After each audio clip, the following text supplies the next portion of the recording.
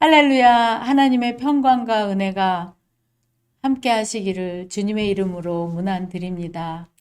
다 함께 신앙 고백하시며 5월 3일 수요일 새벽 기도회를 하나님께 올려드리겠습니다. 나는 전능하신 아버지 하나님, 천지의 창조주를 믿습니다. 나는 그의 유일하신 아들, 우리 주 예수 그리스도를 믿습니다. 그는 성령으로 잉태되어 동정녀 마리아에게서 나시고 본디오 빌라도에게 고난을 받아 십자가에 못 박혀 죽으시고 장사된 지 사흘 만에 죽은 자 가운데서 다시 살아나셨으며 하늘에 오르시어 전능하신 하나님 우편에 앉아 계시다가 거기로부터 살아있는 자와 죽은 자를 심판하러 오십니다. 나는 성령을 믿으며 거룩한 공교회와 성도의 교제와 죄를 용서받는 것과 몸의 부활과 영생을 믿습니다.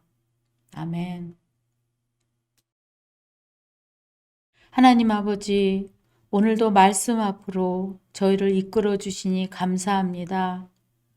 계절의 여왕 5월을 맞이하여 오늘도 꽃과 나무에 새싹이 자라게 하시는 하나님께서 이 아침 주님께 예배드리는 저희의 하루도 말씀으로 아름답게 꽃 피우도록 은혜 베풀어 주시옵소서. 예수님 이름으로 기도드립니다. 아멘. 하나님께서 오늘 우리에게 주시는 말씀은 열왕기상 11장 14절로 25절 말씀입니다. 이렇게 해서 주님께서 에돔 출신으로 에돔에 살고 있는 왕손 하닷을 일으키셔서 솔로몬의 대적이 되게 하셨다. 다윗이 에돔에 있을 때 군 사령관 요압 장군이 살해당한 사람들을 묻으려고 그곳으로 내려갔다가 에돔에 있는 모든 남자를 다 쳐 죽인 일이 있다. 요압은 온 이스라엘 사람과 함께 에돔에 있는 모든 남자를 다 진멸할 때까지 6달 동안 거기에 머물러 있었다. 그러나 하닷은 자기 아버지의 신하이던 에돔 사람들을 데리고서 이집트로 도망하였다. 그때 하닷은 아직 어린 소년이었다. 그들은 미디안에서 출발하여 바란에 이르렀고 그곳에서 장정 몇 사람을 데리고 이집트로 내려가서 이집트 왕 바로에게로 갔다. 이집트 왕 바로는 그에게 집과 얼마만큼의 음식을 내주고 땅도 주었다. 하닷이 바로의 눈에 들었으므로 바로는 자기의 처제 곧 다브네스 왕비의 동생과 하닷을 결혼하게 하였다. 다브네스의 동생은 아들 그누밧을 낳았는데 다브네스는 그를 바로의 궁 안에서 양육하였으므로 그누밧은 바로의 궁에서 바로의 아들들과 함께 자랐다. 그 뒤에 하닷은 다윗과 군 사령관 요압 장군이 죽었다는 것을 이집트에서 듣고서 고국 땅으로 돌아가게 허락해 달라고 바로에게 요청하였다. 그러자 바로는 그에게 나와 함께 있는 것이 무엇이 부족해서 그렇게도 고국으로 가려고만 하오 하면서 말렸다. 그러나 하닷은 부족한 것은 아무것도 없지만 보내달라고 간청하였다. 하나님께서는 솔로몬의 또 다른 대적자로서 엘리아다의 아들 르손을 일으키셨다. 그는 자기가 섬기던 소바왕 하닷 에셀에게서 도망한 사람이다. 다윗이 소바 사람들을 죽일 때 그는 사람들을 모으고 그 모은 무리의 두목이 되어서 다마스쿠스로 가서 살다가 마침내 다마스쿠스를 다스리는 왕이 되었다. 르손은 솔로몬의 일생 동안에 이스라엘의 대적자가 되었다. 그렇지 않아도 솔로몬은 하닷에게 시달리고 있었는데 엎친 데 덮친 격으로 르손에게도 시달렸다. 르손은 시리아를 다스리는 왕이 되어서 계속하여 이스라엘을 괴롭혔다. 다시 한번 말씀을 천천히 읽으시면서 개인적으로 묵상하는 시간을 가지겠습니다.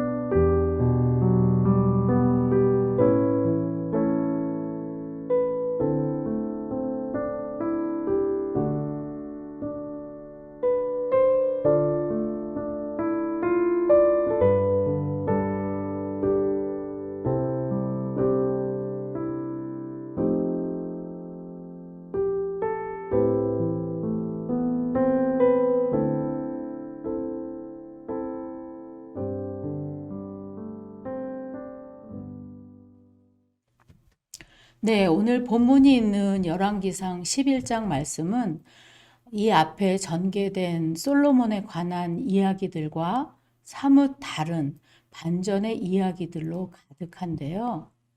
축복과 은혜와는 상반된 대적에 대한 자세한 설명이 계속되고 있습니다. 솔로몬이 왜 대적에게 고통받는 노년의 인생이 되었는지 오늘 묵상 본문은 이렇게 해서 라고 시작하며 그 원인이 있었음을 말해주고 있습니다. 솔로몬에게 무슨 일이 있었던 것일까요? 열왕기상 11장 9절에서 10절입니다. 솔로몬이 마음을 돌려 이스라엘의 하나님 여호와를 떠남으로 여호와께서 그에게 진노하셨고 일찍이 2번이나 솔로몬에게 나타나셔서 다른 신을 따르지 말라 명령하셨으나 그가 여호와의 명령을 지키지 않았다. 여기를 보면 솔로몬에게 대적이 나타나게 된 원인에 대해 자세히 설명하고 있습니다. 결국 하나님은 우상 숭배에 빠진 솔로몬에게 진노하셨던 것이지요. 그리고 솔로몬을 향한 진노는 솔로몬에게 대적이 나타났다는 것으로 아주 구체화됩니다. 솔로몬은 열왕기상 5장 4절에서 이제 내 하나님 여호와께서 내게 사방에 태평을 주심에 원수도 없고 재앙도 없다 고백합니다. 이처럼 솔로몬이 하나님을 사랑했을 때는 솔로몬에게는 대적이 없었습니다. 솔로몬이 하나님을 떠나 우상 숭배에 빠졌을 때 제일 먼저 찾아온 것은 다른 것이 아니라 대적, 곧 원수였습니다. 솔로몬이 우상 숭배에 빠지게 된 원인을 몇 가지 생각해 볼 수 있는데요. 첫째는 솔로몬의 정욕 때문입니다. 11장 1절에 솔로몬 왕이 바로의 딸 외에 이방의 많은 여인을 사랑하였으니 곧 모압과 암몬과 에돔과 시돈과 헷 여인이라. 여기서 사랑하였으니에 해당하는 히브리어 아하브는 성적 열정을 의미하는 단어입니다. 솔로몬이 처첩을 많이 둔 것은 자신의 정욕 때문이었다는 의미를 내포하고 있는 것이지요. 둘째는 솔로몬의 성장 과정에서 찾아볼 수 있습니다.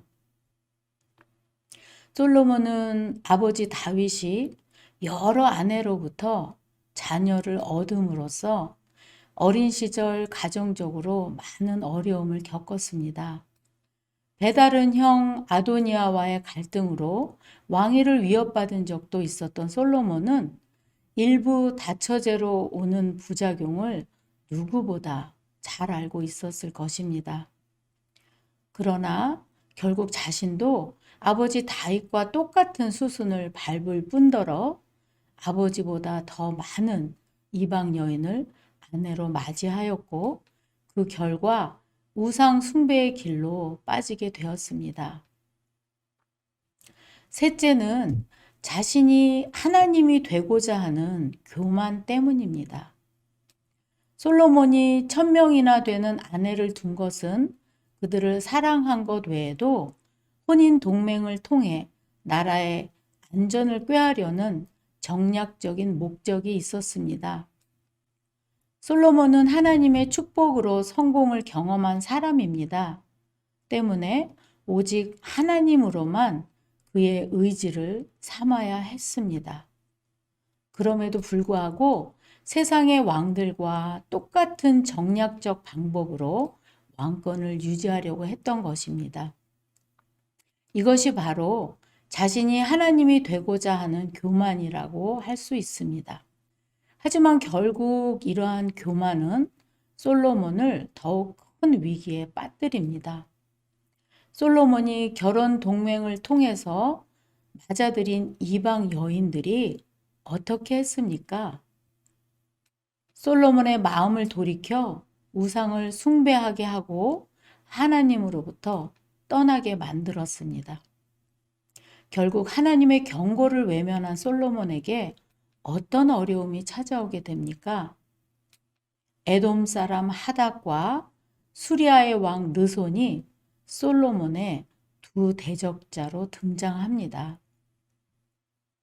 그런데 이 두 사람이 솔로몬의 대적자라는 사실은 하닷과 르손이 위치한 지리적 장소가 어디인지를 알 때 그 심각성을 좀 더 구체적으로 알 수 있습니다. 에돔 사람 하닷은 이스라엘 남쪽에 위치해 있었고 수리아의 왕 르손은 이스라엘 북쪽에 위치해 있어서 이스라엘을 가운데 두고 남쪽에는 하닷이, 북쪽에는 르손이 솔로몬의 대적으로 나타난 것이지요. 이것은 솔로몬 왕국의 국경선이 자주 하닷과 르손에 의해 침범을 당했다는 뜻입니다. 한 나라의 국경선이 무너진다는 것은 그 나라의 기본적인 토대가 흔들린다는 것을 의미한다고 할 수 있습니다. 그렇기 때문에 하닷과 르손의 침범으로 인해 이스라엘의 국경선이 무너지면서 솔로몬 왕국도 조금씩 균열이 가기 시작한 것입니다. 그래서 솔로몬에게 일평생 동안 하닷과 르손은 마치 눈의 가시와 같은 존재였을 것입니다. 그러나 오늘 묵상 본문은 문제의 핵심이 하닷과 르손에 있지 않다는 것을 알려주고 있습니다. 솔로몬이 직면한 문제의 핵심은 무엇일까요? 하나님을 떠난 솔로몬을 경책하고 돌이키기 위함입니다. 그래서 하닥과 르손을 징계의 몽둥이로 사용하여 솔로몬에게 경고하고 있는 것이지요. 그래서 하닥과 르손의 이름이 등장하는 14절과 23절의 말씀을 개역 개정 번역으로 비교해 보면 하닥과 르손을 일으키는 주어가 하나님으로 되어 있습니다. 즉 표면적으로는 하닥과 르손이 어느 날 갑자기 나타나서 솔로몬을 괴롭힌 것처럼 보이지만 그 배후에는 하나님이 계셨던 것이고 그것은 우상 숭배에 빠진 솔로몬이 돌아오기를 간절히 바라는 하나님의 깊은 갈망이라고 할 수 있습니다. 결국 하나님이 솔로몬을 징계하신 이유는 솔로몬의 회개를 촉구하는데 그 목적이 있다고 할 수 있습니다. 하나님은 두 대적자를 통해 솔로몬이 다시 하나님께로 돌아오기를 원하셨습니다. 왜냐하면 성경에서 말씀하시는 징계는 죄를 깨닫게 하는데 최종 목적이 있다고 말씀하기 때문입니다. 하지만 참으로 안타까운 것은 솔로몬이 하나님께로 마음을 돌이키지 않았던 것으로 보입니다. 오늘 본문과 열왕기상 11장 43절 사이에 솔로몬이 죽었다고 말하고 있는데 솔로몬이 회개했다는 기록은 전혀 없습니다. 저는 오늘 말씀을 묵상하며 25절에 엎친 데 덮친 격이란 단어가 마음에 와 닿았습니다. 20여 년 전 이민 초기에 부모님을 초청하기 위해 급하게 시작한 세탁소 비즈니스를 운영하면서 2년 넘게 겪게 된 여러 가지 어려움들이 생각났습니다. 그때를 생각해 보면 저는 온통 죄와 욕심으로 가득했던 것 같습니다. 처음에는 제 힘으로 그 일들을 해결해 보려고 이런저런 많은 노력을 해 보았습니다. 한국에서 이민 오기 바로 직전에 저는 성당에서 세례를 받았습니다. 그럼에도 불구하고 한국에 있는 점쟁이에게 전화해서 비즈니스를 해야 될까요, 말까요 하면서 물어보게 되었고 또 남편의 엄청난 반대에도 제가 고집을 피우고 또 우기고 도리어 남편을 무능하다고 핀잔을 주기까지 했습니다. 하지만 엎친 데 덮친 격의 어려움들은 계속되었고 그 고통으로 인해서 차라리 죽는 것이 낫겠다는 생각이 들 정도로 힘든 시간을 보냈습니다. 결국 2년이 지난 후에야 이 일은 사람이 해결할 수 있는 일이 아니라는 것을 깨닫게 되었습니다. 그래서 다시금 하나님께 돌아가야겠다는 생각이 들었고 간절한 마음으로 교회에 출석하게 되었습니다. 감사하게도 그 과정을 통해서 내 삶의 주인이 하나님이심을 알게 되었고 또 믿게 되었습니다. 그리고 지금까지 내 삶에 일어난 모든 문제는 나의 교만 때문이라는 것을 알게 되었습니다. 실제로 야고보서 1장 5절 말씀을 한번 생각해 보십시오. 욕심이 잉태한 즉 죄를 낳는다 말씀하고 있습니다. 즉 사람의 타락은 한순간에 일어나는 갑작스러운 사건이 아니라 우리 안의 교만과 욕심이 자라고 성장해서 나타난 결과라는 사실을 알려주고 있는 것이죠. 저 역시 그 당시에 나는 무엇을 해도 성공할 거야. 나는 잘 될 거야. 라는 욕심과 교만이 있었습니다. 그것이 내 삶을 망치고 있었던 것이죠. 지금 돌아보면 하나님께 너무 감사한 마음이 있습니다.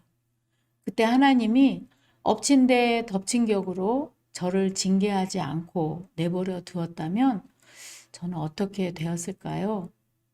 생각만 해도 너무 끔찍하고 아찔합니다. 그렇다면 우리는 우리의 미래에 거둘 열매를 위해서 오늘 어떤 씨를 심으며 살아야 할까요? 또한 징계를 받을 때 우리는 어떤 생각과 행동을 해야 할까요? 모든 사람이 징계를 받음으로 너희에게 징계가 없으면 너희가 사생하여 아들이 아니니라 라고 히브리서 12장 8절에 말씀하고 있습니다. 사랑하는 자를 징계하시는 하나님께 징계가 주어질 때 빨리 알아차리고 또 겸손히 회개할 수 있는 용기와 은혜 주시기를 기도하게 되는 아침입니다. 함께 기도하시겠습니다. 하루하루 삶 속에 엎친 데 덮친 격의 환난들을 겪지 않도록 세상의 음성이 아닌 하나님의 음성에 귀 기울이고 따라가는 하루 되게 하시고 하나님의 징계를 받을 때에는 겸손한 마음으로 속히 돌이켜 회개함으로 고침을 받는 은혜를 얻게 하옵소서. 예수님 이름으로 기도드립니다. 아멘. 하늘에 계신 우리 아버지, 아버지의 이름을 거룩하게 하시며 아버지의 나라가 오게 하시며 아버지의 뜻이 하늘에서와 같이 땅에서도 이루어지게 하소서. 오늘 우리에게 일용할 양식을 주시고 우리가 우리에게 잘못한 사람을 용서하여 준 것 같이 우리 죄를 용서하여 주시고 우리를 시험에 빠지지 않게 악에서 구하소서. 나라와 권능과 영광이 영원히 아버지의 것입니다. 아멘.